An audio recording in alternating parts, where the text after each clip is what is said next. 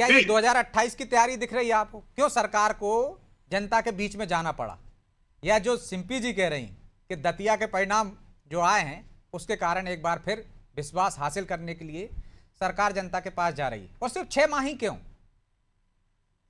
ब्रजेश जी, सरकार जनता के पास जा रही है, ये एक बहुत अच्छी बात है, मैं इसे अच्छी पहल मानता हूं।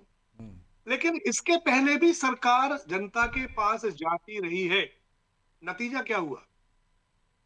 आप देखिए कि नहीं, सीएम इसका ये मतलब हेल्पलाइन तो नहीं है कि हमारे जाना पास ही बंद कर दे, कुछ तो असर होता नहीं, होगा। हमारी मेरी बात सुनिए, हमारे पास सीएम हेल्पलाइन है। हम्म। हम हर मंगलवार को जन सुनवाई करते हैं। हम्म। इसके बाद भी अगर सरकार को जनता के बीच जाकर योजनाओं की समीक्षा करनी पड़ रही है, तो एक बहुत बड़ी बात है। कहीं ना कहीं यह ब्यूरोक्रेसी का फेल्यूर है, जो हम्म। सही चीज सरकार तक नहीं पहुंचा रही है। ये बात सही है कि दतिया का उपचुनाव हो या वर्तमान की जो राजनीतिक परिस्थितियां हो, उसके चलते भारतीय जनता पार्टी को यह आवश्यक हो गया है कि वो जनता का एक बार मूड टटोले।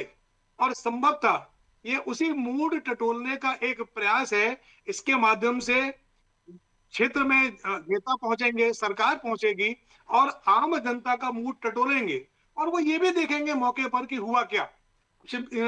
आदरणीय अग्रवाल जी ने एक बहुत अच्छी बात कही थी, मैडम ने, कि इससे पहले जिला कलेक्टरों को निर्देश था कि आप एक दिन रात को वहां बिताएं। कितने लोग बिता रहे हैं आज की तारीख में? मेरे हम्म। ख्याल से ZERO, जीरो। कोई आईएएस अफसर रात को नहीं सो रहा है। क्यों नहीं सो रहे आप? जब माननीय मुख्यमंत्री जी का आदेश है कि आप आम जनता के बीच में जाएं, उनके बीच में उठे बैठे उनके साथ रहें, ताकि आपको मालूम पड़े कि उनकी समस्याएं क्या है। हम्म। आप क्यों नहीं जा रहे?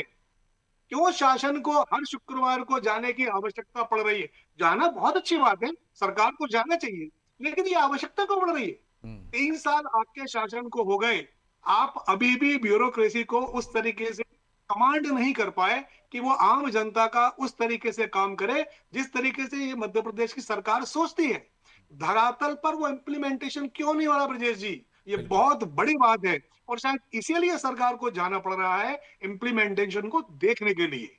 ब्रजेश जी, तो ब्यास जी, सिस्टम फेल हो गया है आपका। आपके कलेक्टर एसपी रात क्यों नहीं बिता रहे हैं कहने के बाद? जब वो नहीं सुन रहा है इसलिए मजबूरी में आपको वहां जाना पड़ा, जबकि पहले से इतनी सारी योजनाएं चल रही हैं। बजट जी, मुझे लगता है कि जनता के बीच में जाना हमारी प्रतिबद्धता है, मजबूरी नहीं। सबसे पहले तो यह स्पष्ट कर लेना चाहिए। दूसरी बात हम्म। है कि जन विश्वास संवाद और काम से आता है, सिर्फ शब्दों से नहीं। और हमने काम भी करा और संवाद भी करा। किसी तरह अभी रतलाम की, अभी उज्जैन संभाग की घटनाओं के बारे में मुझे लगता है या तो अखबारों से पढ़ा नहीं जा रहा कि वहां पर कलेक्टर साहब ने पूरे दिन भर योजनाओं के लिए पूरा विस्तार से चर्चा करी, और चूंकि वहां पर ठहरने की व्यवस्था नहीं थी, इसलिए निकटस्थ जगहों पर वे ठहरे हैं और नहीं, तो संबंधित एक जगह का अधिकारियों से उदाहरण दे पा रहे चाहे हैं ना आप भी? हेल्पलाइन की ना ना आप भी तो तमाम जी जिलों मैं का दे सबका दे सकते हो। देता हूँ। मैं सबका दे देता हूँ। मैं बिहार भोपाल का दे देता हूँ, विदिशा के आसपास कहा हुआ उसका दे देता हूँ, जबलपुर की घटना का दे देता हूँ, मैं सब दूर का दे देता हूँ। हम्म। अगर ये चाहेंगे अच्छा, कि वो कहाँ कहाँ सिस्टम कौन से दुरुस्त है तो कलेक्टर आप सिर्फ किस किस नब्ज जिलों में टटोलने रुके। जा रहे हैं कि जनता क्या सोच रही है सरकार के बारे में? नहीं, निश्चित रूप से ब्रजेश जी, अगर उसके अलावा भी कहीं आवश्यकता होती है तो सरकार स्वयं आज निर्णय लेकर जनता के मध्य में जा रही है। तो ये हम्म। संवाद सेतु का स्थापना है। और मुझे लगता है जो लोग आरोप लगा रहे थे विदिशा जिले में 3-3 बार कलेक्टर साहब के ट्रांसफर करना क्या प्रदर्शित करता था। उसके बाद योजना तो छोड़ दीजिए, कमलनाथ जी के समय मुख्यमंत्री तीर्थ योजना बंद, लाली बहना मेरे पास पैसा नहीं है, ऐसे इस तरह के तो कैसे जाएंगे जनता के मध्य में? जन आक्रोश के माध्यम से ये जनता के मध्य में गए थे। जबलपुर में जो घटना हुई, आपस में रात चीजें चले, उसके बाद विदिशा की घटना, उसके बाद रतलाम की घटना, तो जन हम्म। आक्रोश के नाम पर खुद का आक्रोश होता है। यहाँ पर विकास यात्राओं के नाम माध्यम से या जन आशीर्वाद यात्रा के माध्यम से या जन विश्वास के माध्यम से जनता के मध्य में जाया जाता है। और दूसरी बात है कि जो जितने भी प्रकल्प है, जितने भी विभाग है, सभी विभागों को, लगभग 24 विभाग ऐसे हैं जिनको निर्देशित किया गया है कि वह समय पर वहां उपस्थित हो, उनके अधिकारी वहां पर उपस्थित हो। किसी भी योजना में अगर कोई समस्या आ रही है तो उसका निराकरण त्वरित किया जाए। तो मुझे हम्म। लगता है सकारात्मकता के साथ में सरकार, चूंकि हमने पूर्व में कार्य किया, इसीलिए मैंने प्रधानमंत्री जी की विकसित भारत संकल्प यात्रा का उल्लेख किया था। और दूसरी तरफ एक यात्रा और निकली थी ना ब्रजेश जी, उसमें 2022-23 भारत जोड़ो यात्रा जो निकली थी, उसमें जो तमिलनाडु में भारत का आधा नक्शा पेश कर दिया गया था, झंडे उल्टे लटका के घूम रहे थे। उसके बाद 18 जगह से निकली थी, 18 जगह हार गए।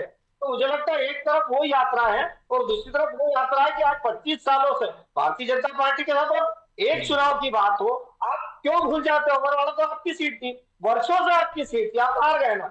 उसके बाद में कौन सी सीट जो भारतीय जनता पार्टी की थी आप जीत पाए, बता दीजिए। तीनों राज्यसभा में आपका प्रदेश नेतृत्व तो फेल हो गया, 29 लोकसभा में आप फेल हो गए, तीसरी बार पुनः आप फेल हो गए और 22 राज्यों में आप फेल हो गए। तो मुझे लगता है जनता प्रदर्शित करती है, निश्चित रूप से हम हर हार की भी समीक्षा करते हैं, हर जीत की भी समीक्षा करते हैं, जनता के मध्य में संवाद करते हैं और इसीलिए हम जनता के मध्य में जा पाते हैं क्योंकि हमने जनता के लिए कार्य करा, हमने जनता को लाभकारी योजनाओं से जोड़ा है। हमने नहीं कहा कि पैसा नहीं है, योजनाएं बंद, बेगा सारिया भारिया महिलाओं के अनुदान तक खा गए थे, मुश्किल से 1500 रुपए अनुदान मिलता था, उन आदिवासी महिलाओं का अनुदान खा गए।